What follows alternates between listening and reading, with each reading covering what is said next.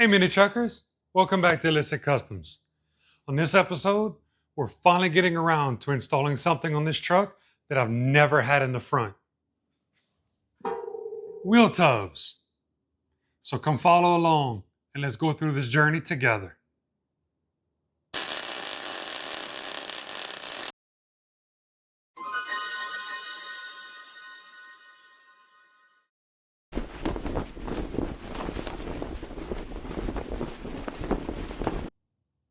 So my front tires measure about 31.5 inches tall. So I bought a set of wheel tubs that measure from front to back 36 inches. This way it's going to give me tons of clearance. I can position them exactly where I need, and it'll cover the whole tire, not just when it's laid out, but it's also going to cover it when it's all the way lifted. Because you have to remember, this is an adjustable suspension vehicle. So your front suspension will change every inch that you adjust the height. It's not only going to adjust the camber in and out, it's also going to adjust the wheelbase slightly. And that's because of your caster angle along with the amount of travel that you have. Every vehicle is going to be a little bit different. So no matter what you do, whether it's a car or a truck, it will change. And it's going to change on how you do the setup. So you have to take that into consideration on every single build you do. In this case, obviously these tubs are way too big to just fall into place. So my plan is fit it on the inside and keep chasing how high I have to cut. That way it can clear the firewall tubs. I'll have to see once I actually install them how I'm going to join firewall tub to the wheel tub. That's going to vary as well on everything you do. So now let's have fun cutting everything up, shall we?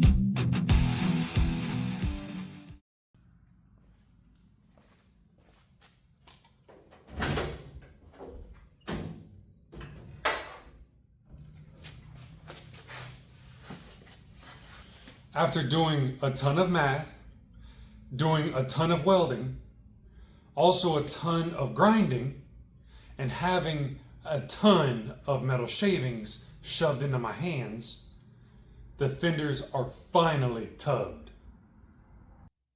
The tires fit under the tubs, and the tubs barely fit under the hood. But the most important part is that they actually fit with the hood being closed.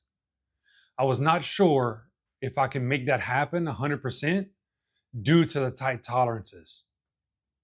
I thought I was going to have to do a lot of shaving more than I actually did. So if anybody tells you that it cannot be done to put tubs on the front of an OBS with 26s while laying body, just show them this video and this will prove them wrong. So let's take a closer look and I can show you in detail what's been done to it to make it fit. So other than the obvious of having the tubs placed as high as possible on the fenders for as much clearance as possible, you also want to make sure that everything is protected because that's the whole point of having a tub. If you look, there's a bigger gap here to the tire than there is in the back. There's a simple reason I did that. When it's laid out, the tubs are actually a little bit forward of the tire. But due to the geometry change in your front suspension, when you go all the way lifted, the tubs are actually too far back. But most importantly, when you're at ride height, everything is centered. I wanted to keep it centered. That way it offers the most protection from road debris or water making a mess and getting above everything and destroying the purpose of having a tub. Another thing I did was I wanted to make sure the back of the tubs fit underneath the firewall tub. The reason for that is this way all of the debris would hit the firewall tub and go down instead of splashing up and continue making a mess. Just to show you how high these tubs actually fit on the fenders, the pin is sitting on the fender and the level is sitting on the tub.